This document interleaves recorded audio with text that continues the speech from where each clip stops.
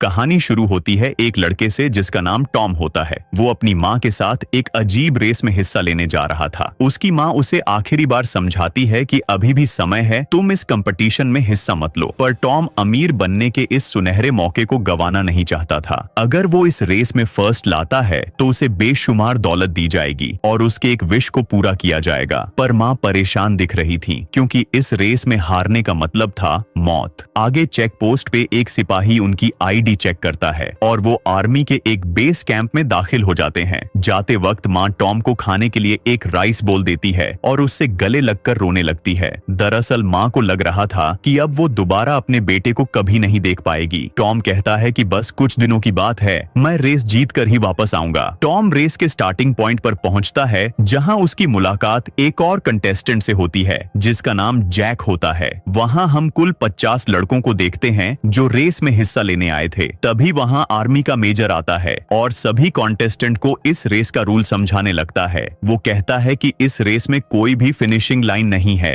अंत में जो भी एक आदमी जिंदा बचेगा वही होगा इस कंपटीशन का विनर। पर ध्यान रहे, अगर किसी ने अपनी रफ्तार 3 माइल से कम की तो उसे 3 वार्निंग दिया जाएगा और चौथी बार में उसे गोली मार दी जाएगी और जिसके भी कदम ट्रैक से हटे तो उसे डायरेक्ट शूट कर दिया जाएगा। दरअसल ये रेस कराने का मकसद था लोगों में वर्क एथिक्स को वापस जिंदा करना, क्योंकि इस वक्त पूरे अमेरिका में लेजीनेस की महामारी फैल चुकी थी जिसके वजह से यहाँ की इकोनॉमी कोलैप्स हो चुकी है और वापस देश को मजबूत बनाने के लिए लोगों को जागरूक करना जरूरी हो चुका था। इसीलिए गवर्नमेंट ने इस रेस को ऑर्गेनाइज करवाया ताकि लोगों में फिर से पेट्रियटिज्म की भावना जाग जाए और वो अपने आलस को दूर कर सके। तभी मेजर एक गन फायर करता है और रेस चालू हो जाती है। उन सभी 50 कंटेस्टेंट के चारों तरफ मिलिट्री वैन्स 100 भी चल रही थी और वहां मौजूद आर्मी सोल्जर सब पर नजर रख रहे थे। सभी व्हीकल्स में खास कैमरे लगे हुए होते हैं जो उनकी स्पीड को कॉन्स्टेंटली मेजर कर रहे होते हैं। पहले 5 माइल तक किसी कंटेस्टेंट को कोई दिक्कत नहीं आई। वो आराम से एक दूसरे से बातें करते हुए आगे बढ़ रहे थे। तभी एक कंटेस्टेंट जिसका नाम रेमन होता है वो टाइम देखने के चक्कर में थोड़ा धीमा हो जाता है जिससे उसे पहली वार्निंग मिलती है। थोड़ी देर बाद एक कंटेस्टेंट जिसका नाम बिल होता है उसे चलने में परेशानी होती है क्योंकि उसके जूते में एक कंकड़ फंस गया था। वो रुककर जूते से कंकड़ निकालने लगता है। तभी वैन से पहली वार्निंग आती है पर वो फिर भी नहीं उठता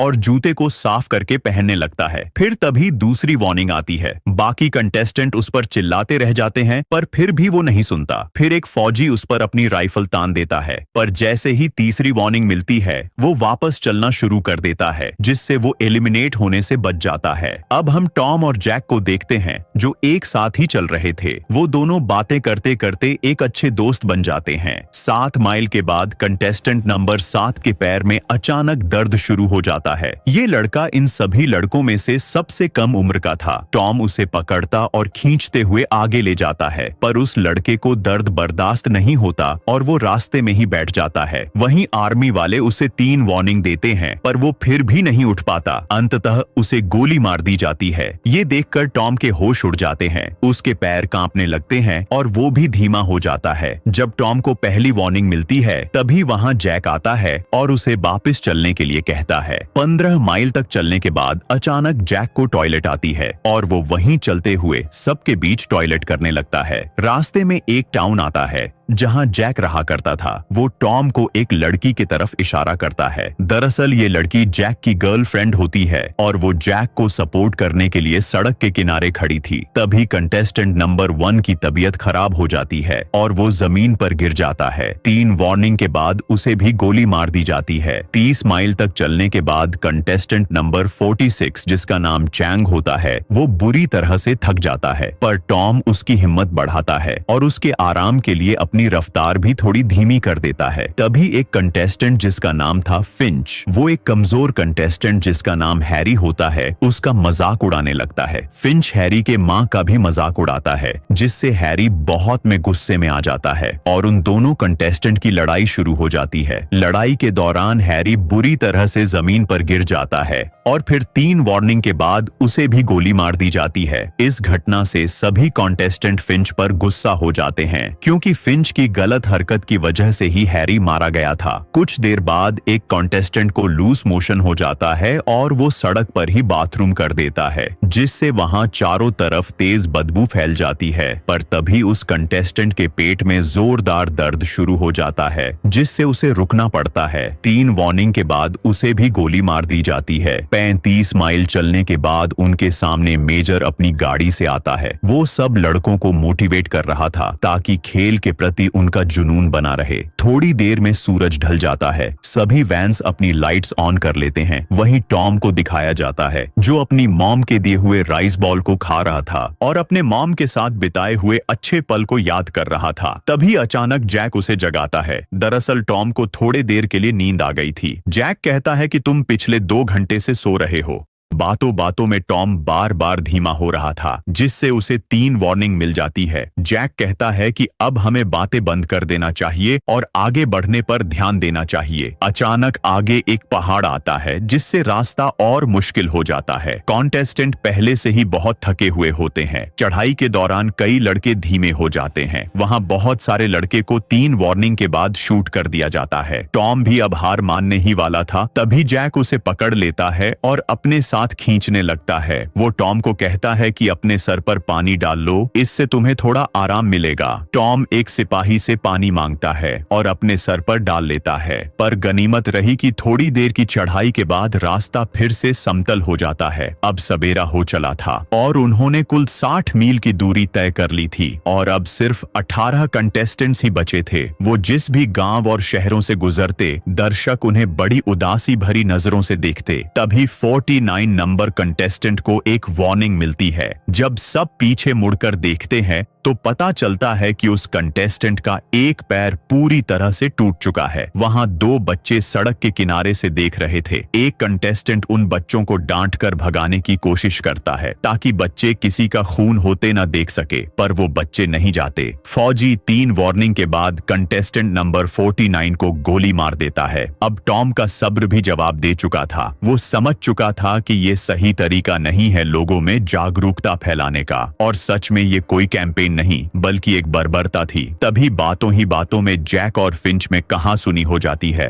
फिंच वही लड़का है जिसने हैरी को मरवाया था और अब वो जैक को उकसाने की कोशिश करता है, पर जैक समझदारी दिखाता है और माफी मांगकर लड़ाई को शांत कर देता है। 100 मील चलने के बाद अब सभी कॉन्टेस्टेंट को रियलाइज होता है कि पैसों के चक्कर में उन्होंने कितनी बड़ी गलती कर दी, क्योंकि हर एक लड़के का सब्र टूटने लगा था और सभी के पैरों में तेज दर्द शुरू हो चुका था। पर इससे भी बड़ी बात यह थी कि अपने साथियों को आंखों के सामने मरता देख वो अंदर से टूट चुके थे। अब सभी कंटेस्टेंट्स इनाम जीतने के लिए नहीं बल्कि अपनी जान बचाने के लिए चल रहे थे। तभी एक कंटेस्टेंट वहां से भागने की कोशिश करता है, पर फौजी उसे गोलियों से भून देते हैं। थोड़ी दूर बाद सभी कंटेस्टेंट्स आपस में बातें कर रहे थे कि अगर वो रेस जीत जाते हैं तो उन्हें पैसों के साथ साथ किसी भी एक विश को पूरा किया जाएगा। कोई कहता है कि मैं 100 लड़कियों की विश मांगूंगा, कोई कहता है कि मैं एक आलीशान महल मांगूंगा और कोई प्रेसिडेंट बन जाने की विश के लिए कहता है। जैसे जैसे समय बीत रहा था वैसे वैसे कंटेस्टेंट्स में गुस्सा भी बढ़ रहा था। अचानक कुछ लड़के मेजर को जोर जोर से गालियां देने लगते हैं। उन्हें देख सभी लड़के भी मेजर को गालियां देना चालू कर देते हैं। एक लड़का अपना टेप रिकॉर्डर निकालकर एक जोशीला गाना बजा देता है, जिससे सभी लड़कों में वापस जोश भर जाता है। रात में बारिश शुरू हो जाती है, जिससे रेस और मुश्किल हो जाता है। टॉम और जैक एक दूसरे को पकड़कर चल रहे होते हैं ताकि अगर एक को नींद आ जाए तो दूसरा उसका सहारा बन सके। अगली सुबह तक लड़कों ने 150 मील की दूरी तय कर ली थी। टॉम और जैक एक बॉल से खेल रहे थे ताकि उनका ध्यान खेल पर लगा रहे। तभी एक कंटेस्टेंट को बाथरूम लगता है। वो रोड पर ही अपना काम करने लगता है। उसे 3 वार्निंग मिलती है, पर गनीमत रही कि वो वक्त पर अपना काम खत्म कर लेता है और वापस चलने लगता है।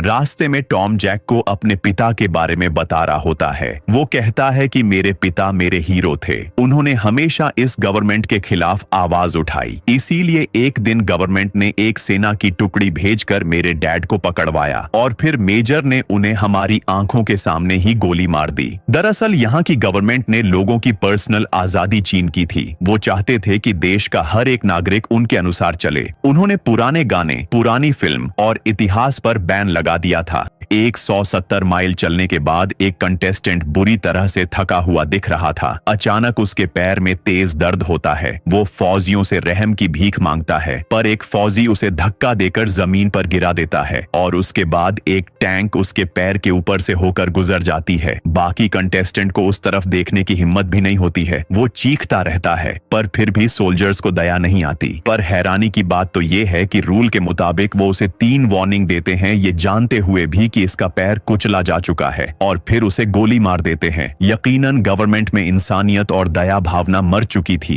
तभी एक और कंटेस्टेंट पीछे से चिल्लाते हुए भागता है। वो अपने सारे कपड़े उतार लेता है। वो इतना फ्रस्ट्रेट हो चुका था कि उसके दिमाग ने काम करना बंद कर दिया और वो सड़क से दूर भागने लगता है, जिससे सोल्जर उसे गोली मार देते हैं। अब सबके दिमाग में बस एक ही बात चल रही थी कि जल्द से जल्द ये रेस खत्म हो जाए। अब रात हो जाती है और वहां सिर्फ 7 कंटेस्टेंट्स ही बचे थे। टॉम देखता है कि चैंग अपने होश में नहीं है। वो किसी जिंदा लाश की तरह चल रहा था। टॉम उसे उठाने की कोशिश करता है, पर वो अपने होश में नहीं आता। कुछ देर बाद चैंग पीछे जाने लगता है और एक फौजी पर हमला कर देता है, जिससे फौजी उस पर गोलियां चला देते हैं। चैंग को इस हालत में देख एक और कंटेस्टेंट उसकी तरफ भागता है। वो देखता है कि चैंग अभी भी जिंदा है। तभी वैन से उस कंटेस्टेंट को 3 वार्निंग मिल जाती है। टॉम दौड़कर आता है और उस कंटेस्टेंट को पकड़कर खींच लेता है, जिससे वो फिर से चलने लगता है। टॉम उसे समझाता है कि तुम चैंग को बचाने के चक्कर में खुद भी अपनी जान गंवा बैठोगे, तो अच्छा होगा उसे छोड़कर हम आगे बढ़ते रहे।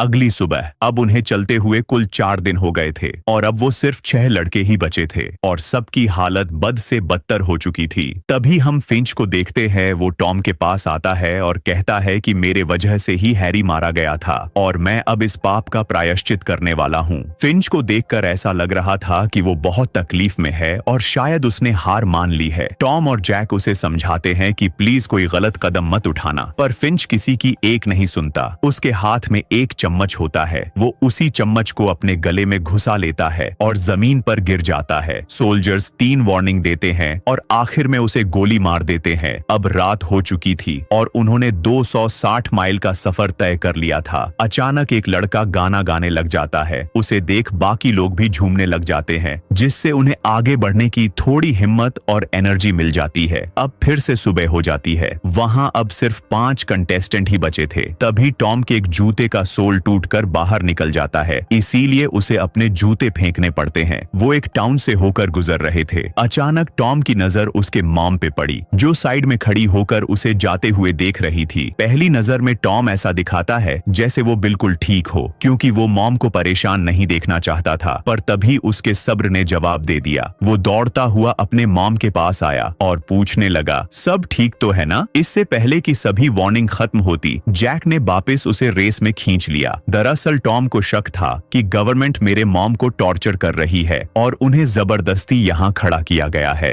ताकि वो मुझे इस रेस से एलिमिनेट कर सके। कुछ देर के बाद एक कॉन्टेस्टेंट ने अपना आपा खो दिया। वो एक फौजी की गन छीनकर उसे गोली मार देता है, जिसके जवाब में उसे भी गोली मार दी जाती है, पर वो मरता नहीं बल्कि घायल हो जाता है। जब उसे वार्निंग दी जाती है तब वो राइफल की नोक को अपने गर्दन से सटाता है और खुद को ही गोली मार लेता है। 324 माइल तक चलने के बाद एक कंटेस्टेंट की नाक से ब्लीडिंग शुरू हो जाती है। टॉम और जैक उसे सहारा देते हैं, पर लगातार खून बहने से वो काफी कमजोर हो चुका था। वो अपनी लॉकेट निकालकर टॉम को दे देता है और कहता है कि अगर तुम जीते तो इसे मेरी दादी को आखिरी निशानी के तौर पर दे देना। टॉम और जैक समझ जाते हैं कि अब ये और आगे नहीं चल सकता।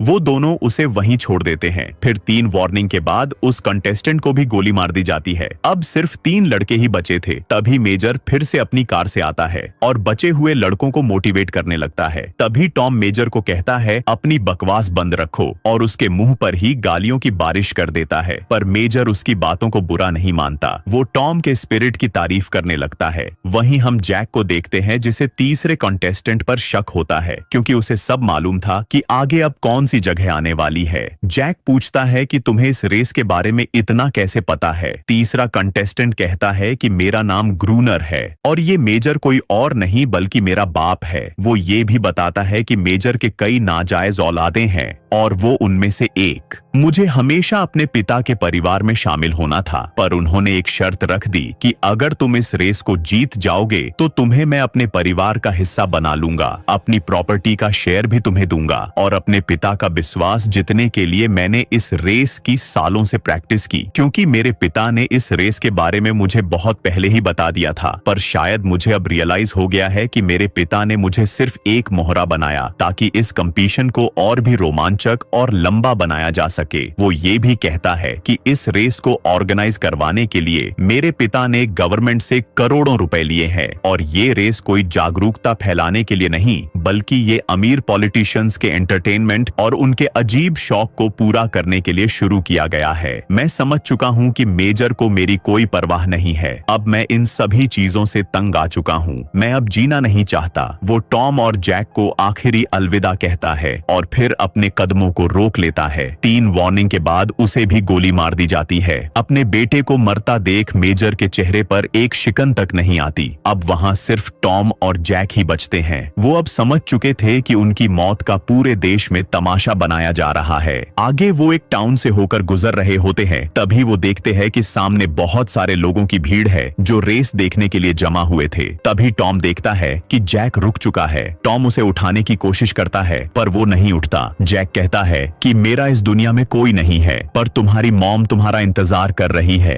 मैं तुम्हें किसी भी कीमत पर नहीं मरने दे सकता। पर टॉम जबरदस्ती उसे उठा लेता है। वो कहता है कि हम साथ में चलेंगे, नहीं तो साथ में ही मरेंगे। वो किसी तरह जैक को साथ चलने के लिए कन्विंस कर लेता है, पर जैसे ही जैक आगे बढ़ता है, टॉम चुपके से वहीं रुक जाता है। जब तक जैक को रियलाइज होता, तब तक देर हो चुकी थी। गोली चलने की आवाज पे जैक रोते हुए भाग कर आता है। कुछ फौजी जैक को जबरदस्ती हटाते हैं और फिर मेजर टॉम को गोली मार देता है। अचानक वहाँ मौजूद लोग तालियां बजाने लगते हैं। आसमान में आतिशबाजी शुरू हो जाती है, पर जैक को टॉम की मौत से बहुत बड़ा सदमा लग चुका था। उसके चेहरे पर खुशी नहीं, मातम की उदासी दिख रही थी। मेजर जैक से कहता है कि कंग्रेचुलेशन, तुम रेस जीत गए। वो उससे एक विश मांगने को कहता है। जैक रोते हुए बोलता है कि मेरा विश है कि मुझे एक गन दिया जाए। उसके विश को तुरंत पूरा कर दिया जाता है। तभी जैक अपनी गन मेजर पर तान देता है। मेजर कहता है कि तुम बेवकूफी कर रहे हो। तुमने बहुत मेहनत से इस बेशुमार दौलत को हासिल किया है और तुम इसे एक पल में गंवाना चाहते हो। जैक कहता है कि वैसा दौलत किसी काम का नहीं जो अपनों को खोकर हासिल की जाए, और ये कहकर वो मेजर को गोली मार देता है। कहानी कैसी लगी कमेंट्स में जरूर बताइए, और ऐसे ढेर सारी इंटरेस्टिंग स्टोरी के लिए चैनल को सब्सक्राइब कर ले। मिलते हैं एक और इंटरेस्टिंग टॉपिक के साथ।